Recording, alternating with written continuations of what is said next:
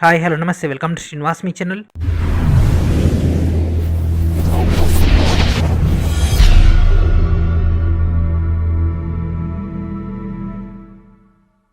ఈరోజు ఈ వీడియోలో మనం ఇండియన్ జాగ్రఫీ యొక్క ప్రీవియస్ ఇయర్ క్వశ్చన్స్ యొక్క పార్ట్ 5 డిస్కస్ చేద్దాం. And this is the final part of this Indian geography. So ఈ యొక్క వీడియోలో మొత్తం కూడా మనం గ్రూప్ డి పాయింట్ ఆఫ్ వ్యూలో డీటెయిల్గా డిస్కస్ చేసుకోవడం జరుగుతుంది.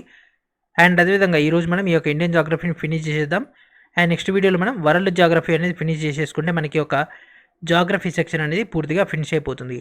ఆల్రెడీ ఇప్పటికే మనం 140+ బిట్స్ అనేవి డిస్కస్ చేసుకున్నాం. దాని యొక్క కంటిన్యూషన్లో భాగంగా రిమైనింగ్ ఇండియన్ జాగ్రఫీ యొక్క రిమైనింగ్ టాపిక్స్ అనేవి ఒకసారి కవర్ చేసేద్దాం. ఓకేనా, లేట్ చేయకుండా ఫస్ట్ క్వశ్చన్లోకి వెళ్ళిపోదాం. And first question, Moradabad dash పనికి ప్రసిద్ధి చెందింది మరియు ప్రపంచవ్యాప్తంగా హస్తకళల యొక్క పరిశ్రమలో తనకంటూ ఒక ప్రత్యేకమైనటువంటి స్థానాన్ని ఏర్పరచుకుంది. సో అడిగింది ఏంటి? మొరాదాబాద్. ఓకేనా, సో ఇప్పుడు మనం ఏం డిస్కస్ చేసుకున్నాం? ఇవన్నీ కూడా మేజర్ ఇండస్ట్రీస్. సో ఓకేనా, ఈరోజు మన ఫస్ట్ టాపిక్ వచ్చేసి ఇండస్ట్రీస్. ఓకేనా, నేను ఇప్పుడు ఈ టాపిక్లో చెప్పేటటువంటి ఇవన్నీ కూడా నోట్ డౌన్ చేసుకుని what are the topics which are asked in railway group D. So ఇప్పుడు మనం ఇండస్ట్రీస్ అంటే ఈ యొక్క పరిశ్రమల గురించి డిస్కస్ చేసుకున్నాం.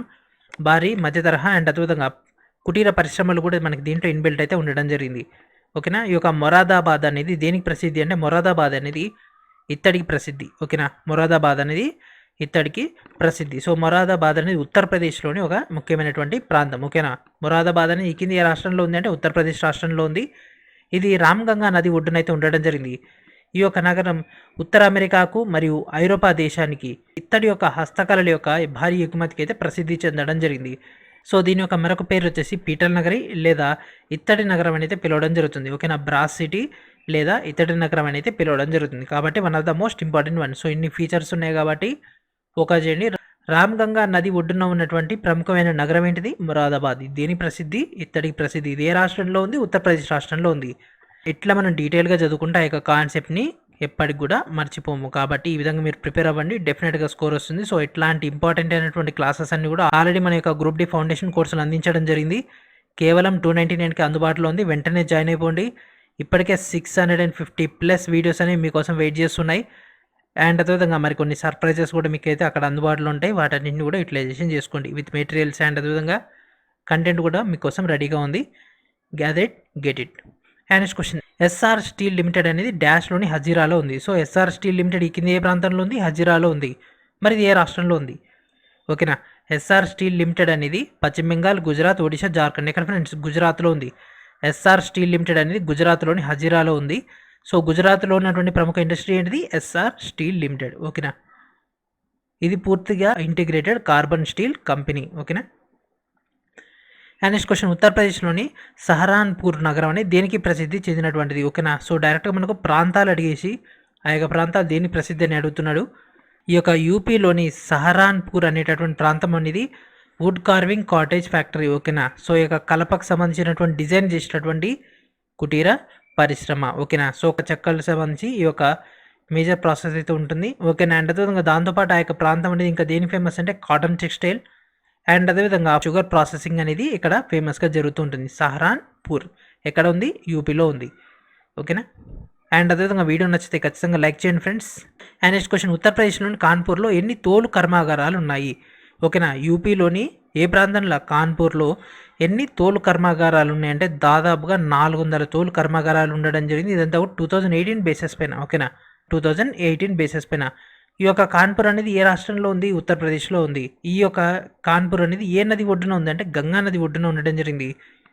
ఉత్తరప్రదేశ్ యొక్క పారిశ్రామిక రాజధాని యొక్క కాన్పూర్ని అయితే పిలవడం జరుగుతుంది. సో దీంట్లో ఎన్ని కంపెనీలు ఉన్నాయి ఫ్రెండ్స్? దాదాపుగా 400 పైగా తోలు కర్మాగారాలు ఉండడం జరిగింది. ఓకేనా, తోలు కర్మాగారాలు. సేలం స్టీల్ ప్లాంట్ అనేది ఈ కింద ఏ రాష్ట్రంలో ఉంది? సో సేలం ఫ్రెండ్స్ చాలా చాలా ఇంపార్టెంట్. మనకు ఆల్రెడీ పేరు కూడా మీ అందరికీ తెలిసిందే. ఎక్కడుంది సేలం అనేది? తమిళనాడు కాబట్టి ఈజీగా మనం ఆన్సర్ చేయొచ్చు. సో ప్రాంతం పేరే కాబట్టి సేలం అనేది ఈజీగా ఫైండ్ అవుట్ చేయొచ్చు. కాబట్టి మనకు ప్రాంతాలు ఖచ్చితంగా తెలిసి ఉండాలి. ప్రతి రాష్ట్రంలో కొన్ని ఫేమస్ అయినటువంటి ఏరియాస్ వాటి యొక్క నేమ్స్ మనకు తెలిసి ఉంటే ఈజీగా స్కోర్ అనేది గ్యాదర్ చేయొచ్చు. ఓకేనా, సో ఇక steel authority of India limited యొక్క ప్రత్యేకమైనటువంటి ఉక్కు తయారీ యూనిట్ ఇది. ఓకేనా, సేలంలో ఉండడం జరిగింది. దీన్ని ఎప్పుడు స్టార్ట్ చేశారంటే 1982లో. ఓకేనా, 1982లో దీన్ని అయితే స్టార్ట్ చేయడం జరిగింది. And next question, Bokaro steel plant అనేది ఏ రాష్ట్రంలో ఉంది? చాలా చాలా ఇంపార్టెంట్. మళ్ళీ ఎగ్జామ్లు ఈసారి ఖచ్చితంగా వస్తుంది. బొకారో స్టీల్ ప్లాంట్ అనేది ఈ కింద ఏ రాష్ట్రంలో ఉంది? జార్ఖండ్, అస్సాం, పశ్చిమ బెంగాల్, బీహార్. సో బొకారో ఎక్కడ ఫ్రెండ్స్? జార్ఖండ్లో ఉండడం జరిగింది. ఓకేనా, ఇది ఏ జిల్లాలో ఉంది? బొకారో జిల్లాలో ఉంది కాబట్టి ఆ యొక్క పేరు వచ్చింది. ఓకేనా, బొకారో పేరు ఎట్లా వచ్చింది? ఆ యొక్క జిల్లాలో ఉంది. జార్ఖండ్లోని బొకారో జిల్లాలో ఉంది కాబట్టి బొకారో స్టీల్ ప్లాంట్. ఇది ఏ దేశం యొక్క సహకారంతో నిర్మించారంటే ఇది యుఎస్ఎస్ఆర్. ఓకేనా, యుఎస్ఎస్ఆర్. యుఎస్ఎస్ఆర్, ఆర్ ఫర్ రో, బొకారో. రోలో ఆర్ ఉంది కదా, జార్ఖండ్ రా ఉంది, డబల్ ఆర్. ఇక 2 ఎస్లు అంటే 2 ఆర్లు అనుకోవాలి. యుఎస్ఎస్ఆర్ సహకారంతో నిర్మించినటువంటి భారతదేశంలోని 4వ integrated public sector steel plant ఇది. అండ్ అదేవిధంగా ఇది 1964లో ఒక లిమిటెడ్ సంస్థగా ఏర్పడడం జరిగింది. తర్వాత ప్రభుత్వ ఆధ్వర్యంలోకి వెళ్ళిపోయిన తర్వాత ఇది స్టీల్ అథారిటీ ఆఫ్ ఇండియా దాంట్లో విలీనం అయిపోవడం జరిగింది. ఓకేనా, సెయిల్లో. అండ్ నెక్స్ట్ క్వశ్చన్, ఉత్తరప్రదేశ్లోని డాష్ యొక్క నేత కార్మికులు తివాచీ నేయడంలో వారి బహుముఖ ప్రజ్ఞాశాలికి ప్రసిద్ధి చెందడం జరిగింది. పురాతన మరియు ఆధునిక రూపకల్పనలో తయారు చేసినటువంటి పురాతన పర్షియన్ నేత తివాచీకి ఇవి ఎల్లప్పుడూ గొప్ప డిమాండ్ కలిగి ఉంటాయి. సో ఉత్తరప్రదేశ్లోని ఏ ప్రాంతంలో మనకి ఒక నేత కార్మికులు తివాచీలు నేస్తూ ఉంటారు, వాళ్ళు అత్యంత ప్రసిద్ధి చెందినటువంటి పర్సన్స్. సో చెప్పండి ఫ్రెండ్స్, ప్రాంతాలు మీకు ఉన్నాయి కదా, మీర్జాపూర్, మీరట్, సహరాన్పూర్, మురాదాబాద్. ఏంటి ఫ్రెండ్స్? మీర్జాపూర్. ఓకేనా, మీర్జాపూర్. సో ఈ యొక్క నేత కార్మికులు ఇక తివాచీ యొక్క ప్రసిద్ధి చెందినటువంటి పర్సన్స్. సో మొత్తం డెఫినేషన్ ఇచ్చేసిండు. ఓకేనా. అండ్ నెక్స్ట్ క్వశ్చన్, డాష్ అనేది భారతదేశంలో మొట్టమొదటి తీర ప్రాంత ఆధునిక ఇంటిగ్రేటెడ్ స్టీల్ ప్లాంట్. ఓకేనా, ఆధునిక ఇంటిగ్రేటెడ్ స్టీల్ ప్లాంట్ ఏంటిది? ఏంటి ఫ్రెండ్స్? తీర ప్రాంతం అని అన్నాడు, మెన్షన్ చేసింది ఏంది? తీర ప్రాంతం. That means Vizag steel plant. ఓకేనా, మన యొక్క ఏపీలో ఉన్నటువంటి వైజాగ్ స్టీల్ ప్లాంటే ఆధునిక ఇంటిగ్రేటెడ్ స్టీల్ ప్లాంట్, మొట్టమొదటిది అన్నాడు. ఓకేనా, ఈ కింద వాటిలో ఏది అనలే, మొట్టమొదటి ద ఫస్ట్ వన్ కాబట్టి కళ్ళు మూసుకొని ఆన్సర్ చేసేయచ్చు. ఇది ఎక్కడుంది? ఆంధ్రప్రదేశ్లోని వైజాగ్లో ఉండడం జరిగింది. ఇది ఎప్పుడు స్థాపించారు? 1982లో స్థాపించడం జరిగింది. ఓకేనా. అండ్ నెక్స్ట్ క్వశ్చన్, మొట్టమొదటి ఇత్తడి నగరం అని దేన్ని అంటారు? ఓకేనా, ఇత్తడి నగరం. ఇల్దాకనే వచ్చింది ఈ క్వశ్చన్. ఓకేనా, ఎక్కడ ఫ్రెండ్స్? దాని యొక్క ఆన్సర్ ఏంటిది చెప్పండి? మురాదాబాద్, నైనిటాల్, అల్మోరా, రాణికేత్. ఓకేనా, బ్రాసెస్ సిటీ.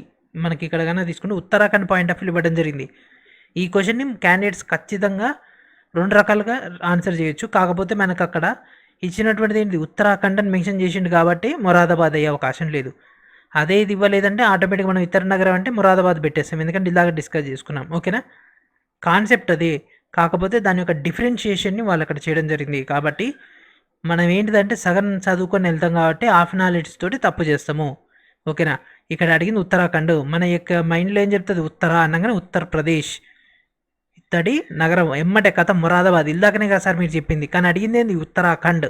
అడిగింది ఉత్తరాఖండ్ కాబట్టి ఉత్తరాఖండ్ యొక్క ఇత్తడి నగరం అల్మోరా. అల్మోరా. ఓకేనా, ఇదే మన యొక్క చేసేటటువంటి మిస్టేక్స్. ఇది 2015 డిసెంబర్లో దీన్ని అయితే ప్రకటించడం జరిగింది, అల్మోరా అని, 2015లో. సో లేటెస్ట్ అప్డేటెడ్ కాబట్టి ఫోకస్ చేయండి.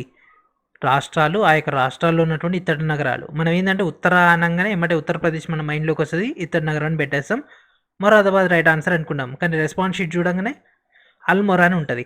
వాట్ ఇస్ దిస్ నాన్సెన్స్ అని మనం గ్రీవెన్స్ కూడా పెట్టేస్తాం. ఫైనల్గా మనం అనుకునేది తప్పు అవుతుంది, ఎందుకంటే అక్కడ ఇచ్చింది ఉత్తరాఖండ్. మన ఎగ్జామ్ హాల్లో మనల్ని బాగా డైవర్ట్ చేస్తుంటాయి ఇట్లాంటి చిన్న చిన్న లాజికల్ క్వశ్చన్స్. కాబట్టి ఇట్లాంటి మిస్టేక్స్ మీరు చేయకూడదు అంటే ఖచ్చితంగా ఏం చేయాలి?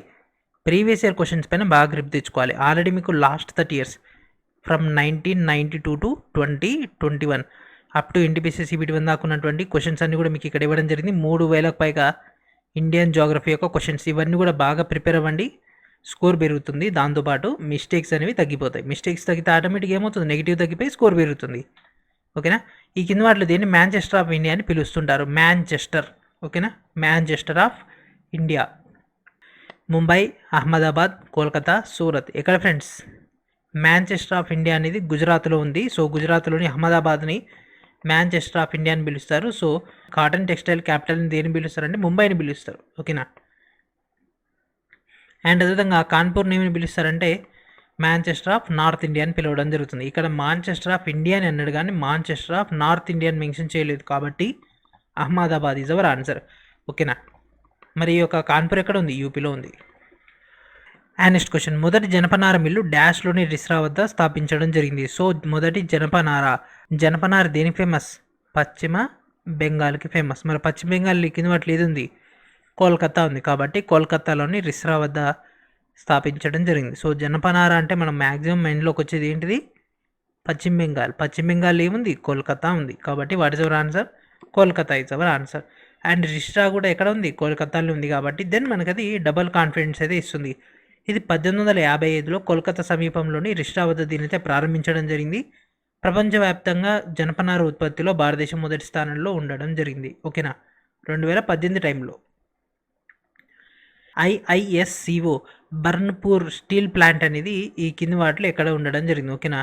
బర్న్పూర్ యొక్క స్టీల్ ప్లాంట్ అనేది ఎక్కడ ఉంది? ఒడిషా, పశ్చిమ బెంగాల్, బీహార్, జార్ఖండ్.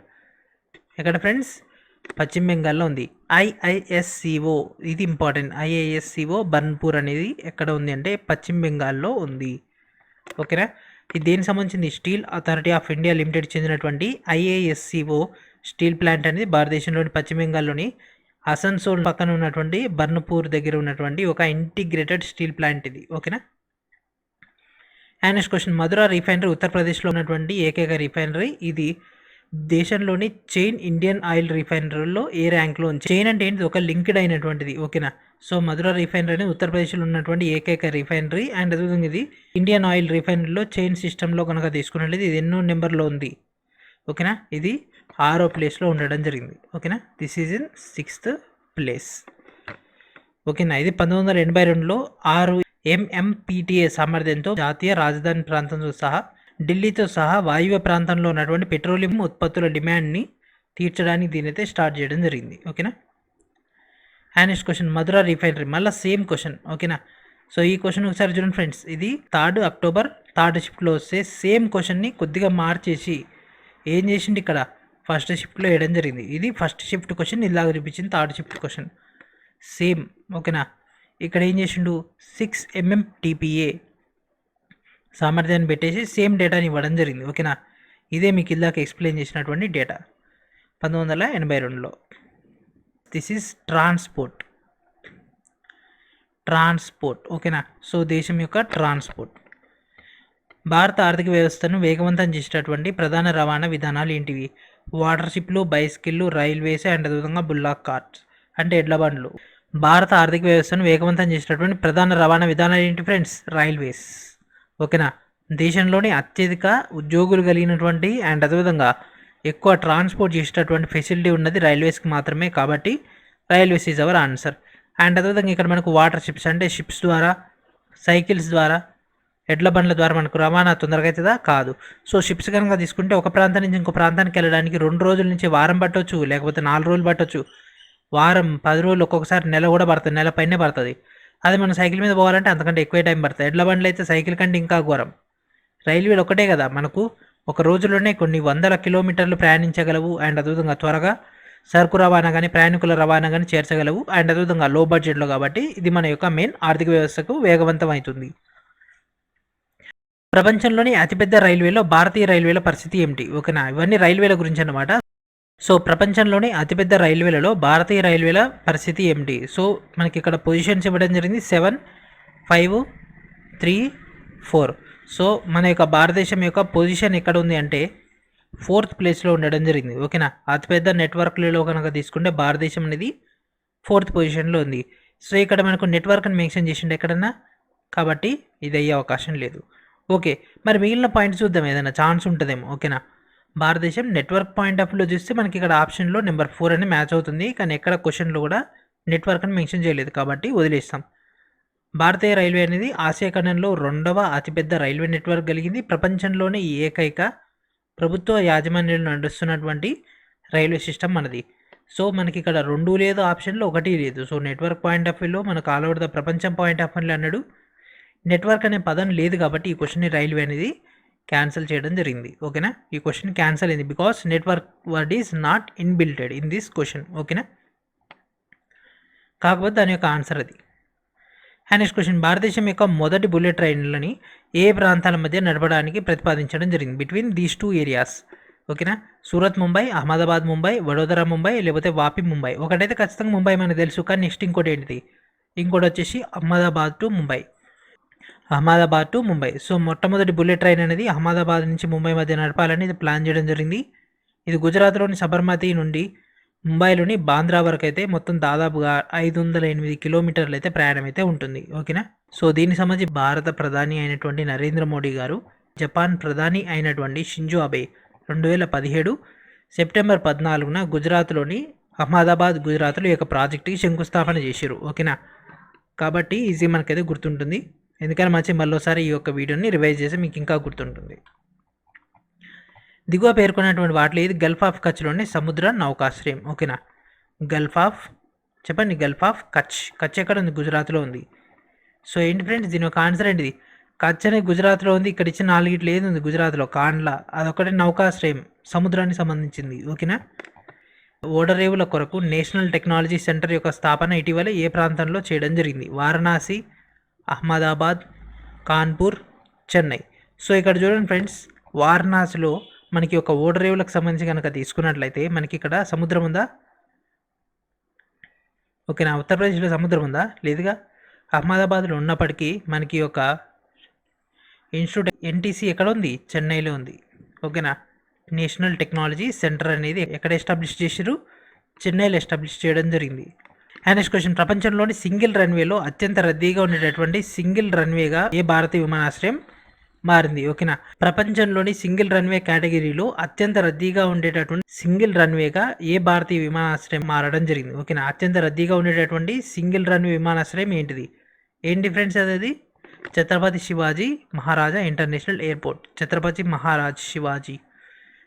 శివాజీ మహారాజ్ సంబంధించినటువంటి విమానాశ్రయం. మరి ఇది ఎక్కడ ఉంది అంటే ముంబైలో ఉండడం జరిగింది. ఓకేనా.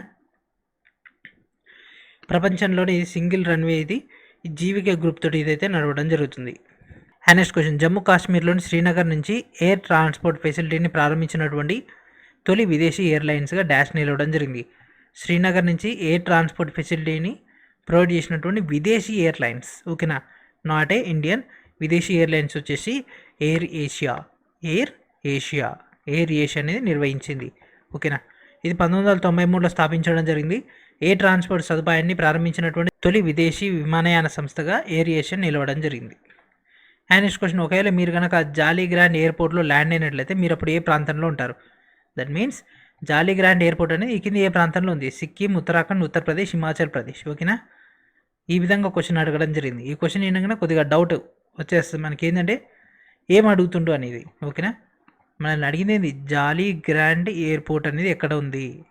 This is the data. ఎక్కడ? ఉత్తరాఖండ్లో ఉండడం జరిగింది. జాలీ గ్రాండ్ విమానాశ్రయం అనేది డెహ్రాడూన్లో ఉంది. So Dehradun is located in Uttarakhand. And అదేవిధంగా మనకి ఒక మాజీ ప్రధాని అయినటువంటి అటల్ బిహారీ వాజ్పేయి పేరు మీదుగా ఈ యొక్క విమానాశ్రయాన్ని పేరు పెట్టాలని నిర్ణయం అయితే తీసుకోవడం జరిగింది. అది 2018 ఆ టైంలో, కాబట్టి చేంజ్ అయితే అయ్యి ఉండొచ్చు. అండ్ నెక్స్ట్ క్వశ్చన్, ఒకవేళ వీర్ సావర్కర్ ఎయిర్పోర్ట్లో కనుక దిగితే మీరు ఈ కింది ఏ ప్రాంతంలో ఉంటారు? అంటే వీర్ సావర్కర్ ఎయిర్పోర్ట్ అనేది ఎక్కడ ఉంది? సో క్వశ్చన్ చూడండి ఫ్రెండ్స్, కొద్దిగా వెరైటీగా అడుగుతుండు కదా, ఇట్లాంటివే చేంజ్ చేస్తాడు. ఇంతకుముందు ఏమని అడిగిండు? వీర్ సావర్కర్ ఎయిర్పోర్ట్ అని ఎక్కడ ఉంది? క్వశ్చన్ చేంజ్ చేయమన్నారు. వాని దగ్గర ఇంకో క్వశ్చన్ లేదు. లేకపోయేసరికి ఒకవేళ మీరు అక్కడ దిగితే ఎక్కడ ఉంటారు? ఇట్లాంటి క్వశ్చన్స్ ఎగ్జామ్లో అడుగుతుంటారు. క్యాండిడేట్ ఈ లాజిక్స్ ఏం తెలవకుండా క్వశ్చన్ మారిందని అనుకుంటూ ఉంటారు. ఓకేనా. ఎక్కడ వీర్ సావర్కర్ ఎక్కడ ఫ్రెండ్స్? ఏండెన్ అంటే అండమాన్ అండ్ నికోబార్. సో ఇది ఎక్కడ ఉంది? పోర్ట్ బ్లేర్లో ఉంది. ఇది ఒక పౌర విమానాశ్రయం. స్వాతంత్ర సమరయోధుడైనటువంటి వీర్ సావర్కర్ యొక్క పేరు మీద దీనికి ఒక పేరు అయితే పెట్టడం జరిగింది. దీనికి మరొక పేరు ఏముంటుంది? Port Blair airport. ఓకేనా. ఇక్కడతో మనకి విమానాశ్రయాలు అయిపోయినాయి. అండ్ నెక్స్ట్ మనం మరికొన్ని అప్డేటెడ్ డేటా చూద్దాం. ప్రస్తుత డేటా ప్రకారం దిగువ పేర్కొన్న వాటిలో ఏది భారతదేశంలోని గిరిజన భాష? కొంకణి, భోజ్పురి, గోండి, మైథిలి. సో ఈ కింది వాటిలో ఏది గిరిజనులు మాట్లాడేది? సో తెలంగాణలో ఎవరు? గోండు భాష, గోండు జాతి. ఓకేనా. ఇది ఆల్ ఓవర్ ది ఇండియాలో 13 రాష్ట్రాల్లో అయితే విస్తరించడం జరిగింది. సో ఆంధ్రప్రదేశ్, మధ్యప్రదేశ్, మహారాష్ట్ర, తెలంగాణ, ఒడిషా, కర్ణాటక, ఉత్తరప్రదేశ్, బీహార్, జార్ఖండ్, గుజరాత్, వెస్ట్ బెంగాల్, అస్సాం, ఛత్తీస్గఢ్, ఈ విధంగా ఇన్ని రాష్ట్రాల్లో విస్తరించినటువంటి గిరిజన భాష ఎవరు? ఈ యొక్క గోండు భాష. అంటే మీరందరూ RRR చూసే ఉంటారు, గోండు జాతి. ఓకేనా. వాళ్ళకు సంబంధించిన భాష. అండ్ నెక్స్ట్ క్వశ్చన్, డాష్ చోటా నాగపూర్ పీఠభూమి బెంగాల్ మరియు బీహార్లోని కొన్ని ప్రాంతాలకు చెందినటువంటి ప్రజలు నివసిస్తున్నారు. వారు ప్రధానంగా వేటగాళ్ళుగా ఉండడం జరిగింది. వాళ్ళు ఎవరు? ఓకేనా. ఏ తెగ వాళ్ళు ఉన్నారు? సో ఆ యొక్క తెగలకు సంబంధించినటువంటి వాళ్ళు ఎవరు అంటే బిక్కు తెగల, సంతాల, కన్హువా, బైరన, ఇచ్చింది బెంగాల్, బీహార్ అండ్ అదేవిధంగా చోటా నాగ్పూర్. ఈ 3 ప్రాంతాల్లో విస్తరించినటువంటి తెగలు ఎవరు ఫ్రెండ్స్? తెగలు ఎవరు? సంతాలులు. ఓకేనా, సంతాల్స్ అక్కడ నివసించడం జరుగుతుంది. వీళ్ళు ప్రతిరోజు కూడా మద్యం తీసుకోవడం, డ్యాన్స్ చేయడం వీళ్ళ యొక్క రోజు జీవితంలో భాగం. అండ్ నెక్స్ట్ క్వశ్చన్, తోడా తెగ ఈ కింది వాటిలో ఎక్కడ ఉండడం జరిగింది? అంటే వాళ్ళ యొక్క ప్రధాన స్థావరం ఎక్కడ ఉంది తోడా తెగ? కుమనౌ హిల్స్, కాశీ హిల్స్ అంటే కాశీ కొండలు, నీలగిరి కొండలు, లేకపోతే గర్వాల్ కొండలు. ఓకేనా, ఎక్కడ ఉండడం జరిగింది? వాళ్ళు నీలగిరి కొండల్లో ఫేమస్. నీలగిరి కొండలు ఎక్కడ ఉన్నాయి? తమిళనాడులో ఉన్నాయి. సో తమిళనాడులోని నీలగిరి కొండల్లో తోడా తెగల ప్రజలైతే నివసించడం జరుగుతుంది. వీళ్ళ భాష వచ్చేసి తోడా భాష. ఓకేనా, వీళ్ళు ద్రవిడ కుటుంబానికి చెందినటువంటి వాళ్ళు. ఓకేనా, వీళ్ళ యొక్క ప్రధాన వృత్తి పశుపోషణ అంటే జంతువుల పెంపకం. అండ్ నెక్స్ట్ క్వశ్చన్, శక్తిస్థల్ అనేది సోలార్ పవర్ పార్క్ ఈ కింది ఏ రాష్ట్రంలో ప్రారంభించడం జరిగింది? సో శక్తిస్థల్. ఓకేనా, శక్తిస్థల్ అనేది కర్ణాటక, అస్సాం, ఛత్తీస్గఢ్, ఒరిస్సా. ఎక్కడ ఫ్రెండ్స్? ఎక్కడ ఉంది ఇది? కర్ణాటకలో ఉంది. ఓకేనా, కర్ణాటక రాష్ట్రంలో ఉండడం జరిగింది. ఓకేనా, కర్ణాటక రాష్ట్రంలోని తమకూరు జిల్లాలోని పావగఢ్లో ఈ యొక్క ప్రపంచంలోనే అతిపెద్ద సోలార్ పార్క్. ఇది 2018 వరకు కూడా మనకు అతిపెద్దది. అండ్ దీని యొక్క మరొక పేరు వచ్చేసి శక్తిస్థల్ అయితే పిలవడం జరుగుతుంది. దీని యొక్క కెపాసిటీ 2000 మెగావాట్లు. ప్రస్తుతం ప్రపంచంలోనే అతిపెద్ద సోలార్ పవర్ పార్క్ అనేది ఎక్కడ ఉంది అంటే గుజరాత్లో ఉంది. గుజరాత్లోని కచ్లో 30,000 మెగావాట్లు. శక్తిస్థల్ కేవలం 2,000, కానీ మనకి ఇప్పుడు జనరేట్ అవుతుంది 30,000 అది. ఓకేనా, 30,000 మెగావాట్లు. ఎక్కడ ఉంది ఇది? గుజరాత్లో ఉంది. మరి దీని యొక్క విస్తీర్ణం ఎంత అంటే 72,600 హెక్టార్ల విస్తీర్ణంలో ఈ యొక్క గుజరాత్లో ఉన్నటువంటిది ఉండడం జరిగింది. అండ్ అదేవిధంగా 2030 నాటికి 450 గిగావాట్లు అంటే 4,50,000 మెగావాట్ల విద్యుత్తును ఉత్పత్తి చేయాలని భారతదేశం ప్లాన్ అయితే చేస్తుంది. కాబట్టి వాటి యొక్క డెవలప్మెంట్లో భాగంగా ఎక్కువగా సోలార్ ఎనర్జీని ఉపయోగించుకోవాలనేటువంటి ఉద్దేశంతో ఇట్లాంటి సోలార్ పవర్ పార్కులు అయితే ఏర్పాటు చేస్తున్నారు. కాబట్టి వీటిపైన అవగాహన ఉండాలి. ఎట్లాగో పొల్యూషన్ పెరుగుతుంది కాబట్టి మనకి ఒక సహజ ఇంధనాల నుంచి విద్యుత్తును ఉత్పత్తి చేసుకోవడం వదిలేసి వేరే సెక్టార్ నుంచి తీసుకోవాలి. దాంట్లో మనకు మేజర్గా లభించినటువంటి సన్ కాబట్టి సో సన్ నుంచి గ్యాదర్ చేసుకునేవి అడిగే అవకాశం ఉంటుంది. And next question, Udayagiri, Khandagiri గుహలు డాష్లో ఉండడం జరిగింది. ఉదయగిరి కొండలు లేకపోతే ఖండగిరి కొండలు అనేవి ఎక్కడ ఉండడం జరిగింది? ఓకేనా, ఇప్పుడు మనం టూరిస్ట్ స్పాట్స్ అండ్ అదేవిధంగా famous areas in the India అని చూద్దాం. సో ఉదయగిరి, ఖండగిరి గుహలు అనేవి ఎక్కడ ఉండడం జరిగింది? ఇవి ఒడిశా రాష్ట్రంలో ఉండడం జరిగింది. ఓకేనా, ఇవి ఒడిశా రాష్ట్రంలో ఉన్నాయి. ఈ యొక్క ఉదయగిరి, ఖండగిరి 2 కొండలు కూడా ఎక్కడ ఉన్నాయి అంటే భువనేశ్వర్ సమీపంలో ఉండడం జరిగింది. ఒడిశాలోని భువనేశ్వర్ సమీపంలో ఉన్నాయి. వీటికి యొక్క పేరు, వీటి భారతదేశ సాంస్కృతిక ప్రదేశాలు, పురాతన సాంస్కృతిక ప్రదేశాలు 150 నుంచి 200 మీటర్ల దూరంలో ఇవి అయితే ఉండడం జరిగింది. రాజస్థాన్లోని అతిపెద్ద నగరం ఏమిటి? సో రాజస్థాన్లోని అతిపెద్ద నగరం బైకనూరు, జైసల్మీరు, కోట, జైపూర్. సో దీంట్లో మీ అందరూ జైపూర్ తెలిసి ఉంటుంది కదా. సో రాజస్థాన్లోని అతిపెద్ద నగరం కూడా అదే జైపూర్. ఓకేనా, Jaipur is our answer. Okay, Jaipur యొక్క మరొక పేరేంటిది? Pink city. అండ్ అదేవిధంగా రాజస్థాన్ యొక్క రాజధాని కూడా 1727లో, ఓకేనా, 1727లో అజ్మీర్ మహారాజా 2వ జైసింగ్ దీన్ని అయితే స్థాపించడం జరిగింది. దీంట్లో మనకు హవామహల్ ఉంది, తాజ్మహల్ ఉంది, జంతర్ మంతర్ మొదలైనవన్నీ కూడా మనకి ఇక్కడైతే ఉండడం జరిగింది. ఓకేనా, తాజ్మహల్ వేరే, ఇక్కడ మళ్ళీ వేరే ఉంది. ఓకేనా. అండ్ నెక్స్ట్ క్వశ్చన్, ఈ కింద వాటిలో ఏది రాజస్థాన్లోని నగరం, గ్రామం లేదా పట్టణం కాదు? టోంగ్, నాగోర్, నవసారి, సికార్. సో మనకు తెలిసింది ఏంది? రాజస్థాన్లో అడిగిండు, కానీ నవసారి ఎక్కడ ఉంది? గుజరాత్లో ఉంది. నవసారి అనేది గుజరాత్లో ఉంది. ఓకేనా, ఎందుకు ఎట్లా చెప్తున్నాం అంటే ఆల్రెడీ మనం ప్రీవియస్గానే నవసారి గురించి డిస్కస్ చేసుకున్నాం కాబట్టి ప్రీవియస్ వీడియోస్లోనే. అండ్ నెక్స్ట్ క్వశ్చన్, డాష్ అనేది రాజస్థాన్లో ఉన్నటువంటి ఒక మతపరమైనటువంటి నగరం. పూరి, రాజ్కోట్, ఋషికేశ్, పుష్కర్. ఏంటి ఫ్రెండ్స్? పూరి ఎక్కడ ఉంటుంది? ఒడిశాలో ఉంటుంది. Rajkot, Rishikesh, Pushkar is our answer. Pushkar అనేది ఈ యొక్క ఆరావళి శ్రేణిలో ఉన్నటువంటి అజ్మీర్ జిల్లాలో ఉండడం జరిగింది. రాజస్థాన్లోని అజ్మీర్ జిల్లాలో ఉండడం జరిగింది. ప్రధాన పుణ్యక్షేత్రాలు ఇది ఒకటి. బ్రహ్మదేవుని యొక్క ఆలయం అనేది మనకి ఇక్కడ కనిపిస్తూ ఉంటుంది. ఓకేనా, ఈ యొక్క పుష్కర్లో ప్రపంచంలోనే బ్రహ్మదేవుని యొక్క ఏకైక ఆలయం ఈ యొక్క పుష్కర్లో ఉంది. కాబట్టి ఇది ఒక మతపరమైనటువంటి నగరంగా మనం పేర్కొనవచ్చు. ఓకేనా. అనంతనాగ్ అనేది ఒక డాష్ నగరం. అనంతనాగ్ అనేది ఈ కింద ఏ రాష్ట్రంలో ఒక నగరంగా పేర్కొనడం జరుగుతుంది? చెప్పండి ఫ్రెండ్స్. అనంతనాగ్ అనేది ఈ యొక్క జమ్మూ కాశ్మీర్లో ఉంది. అనంతనాగ్ అనేది జమ్మూ కాశ్మీర్లో ఉంది. ఇది ఏ నది ఒడ్డున ఉందండి? జీలం నది ఒడ్డున ఉంది. ఓకేనా, జమ్మూ కాశ్మీర్లో జీలం నది ఒడ్డున అనంతనాగ్ అయితే ఉండడం జరిగింది. ఇది జమ్మూ అండ్ కాశ్మీర్ యొక్క అతిపెద్ద వాణిజ్య కేంద్రం. అండ్ ఇప్పుడు ఈ యొక్క జమ్మూ కాశ్మీర్ అనేది కేంద్రపాలిత ప్రాంతంగా కూడా అవ్వడం జరిగింది. అండ్ నెక్స్ట్ క్వశ్చన్, ఈ కింది వాటిలో దేని ముత్యాల నగరం అని పిలుస్తుంటారు? ఓకేనా, పెరల్ సిటీ. ఏంటి friends, that is our favourite Hyderabad. మన యొక్క హైదరాబాద్నే పెరల్ సిటీ అయితే పిలవడం జరుగుతుంది. ఇక దీని గురించి మళ్ళీ ఎక్స్ప్లెయిన్ చేయాలన్నా, మన హైదరాబాద్ గురించి మనకు తెలియదా? అందుకే నెక్స్ట్ క్వశ్చన్కి వెళ్ళిపోదాం. దిగువ పేర్కొన్న వాటిలో ఏది భారతదేశంలోని ఒడిశాలో ఒక మతపరమైనటువంటి నగరం? సపుత్ర, పూరి, నైనాదేవి, కత్రా. ఏంటి ఫ్రెండ్స్, ఒడిశా అంటే మనకి ఏం గుర్తుకొస్తుంది? జగన్నాథుడు. జగన్నాథుడు ఎక్కడ ఉంటాడు? పూరిలో. కాబట్టి పూరి జగన్నాథుడు. సో రీసెంట్గా మనకు రథయాత్ర కూడా జరిగింది కదా, చూడండి ఒకసారి, ఇంకా మీకు పక్కా గుర్తుంటుంది.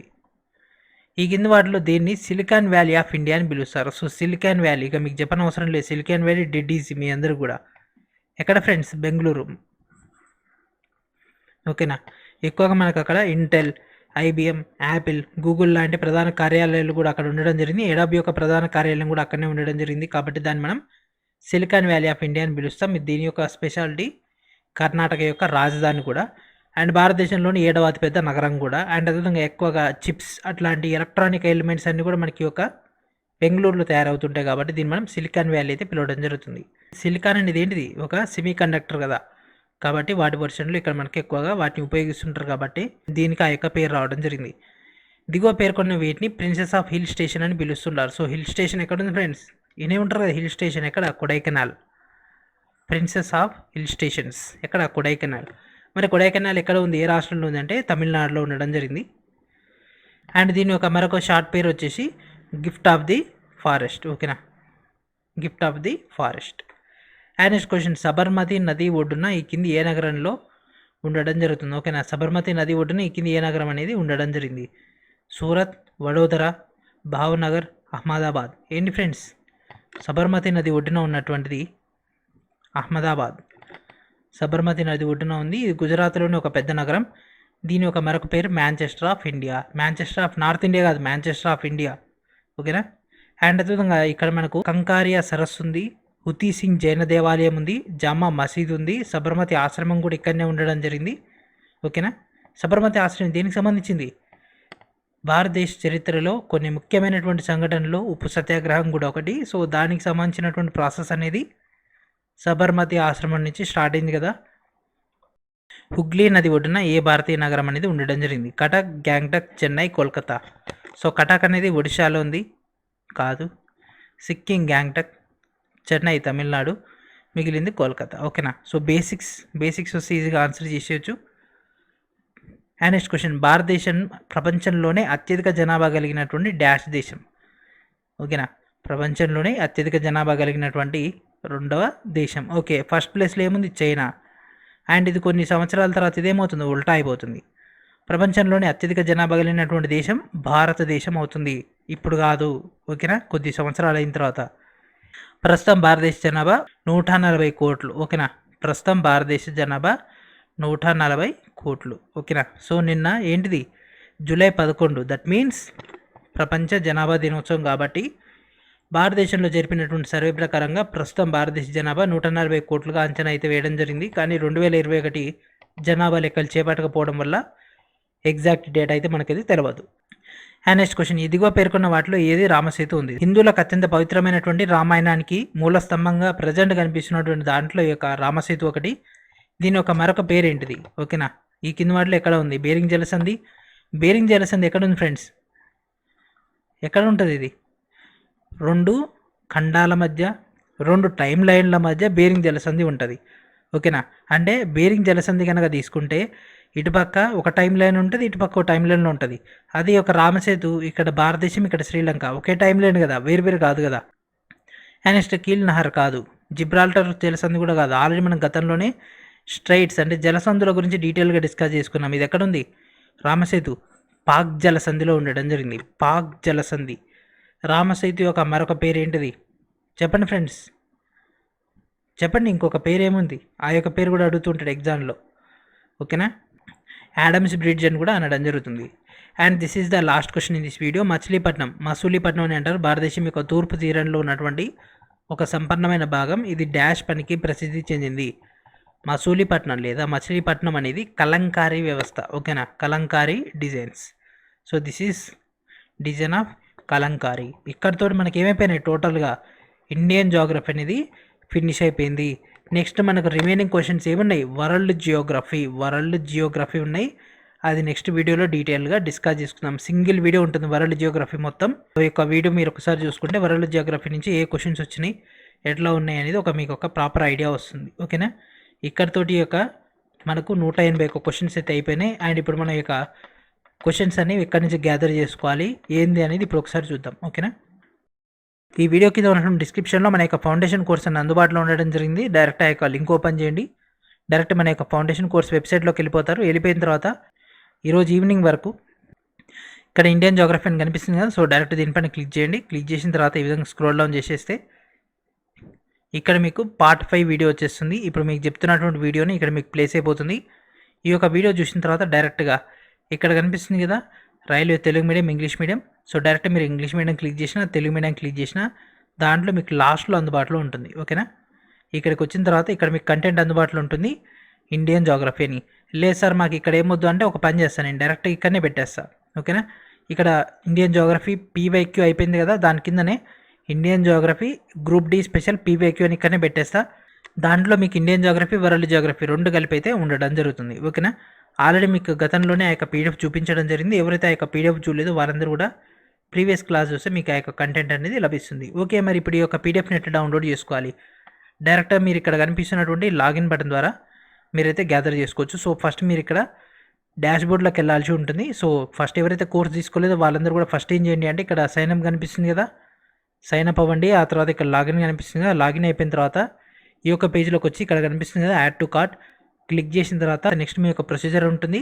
ఆ యొక్క ప్రొసీజర్ ఫాలో అయిపోయిన తర్వాత పేమెంట్ అయిపోతుంది. పేమెంట్ అయిపోయిన తర్వాత నెక్స్ట్ ఈ యొక్క పేజ్ ఓపెన్ చేసి డైరెక్ట్ కోర్స్ ఎంట్రీ అని ఈ యొక్క బటన్ పైన క్లిక్ చేసినా కంటెంట్ని ఓపెన్ చేయొచ్చు.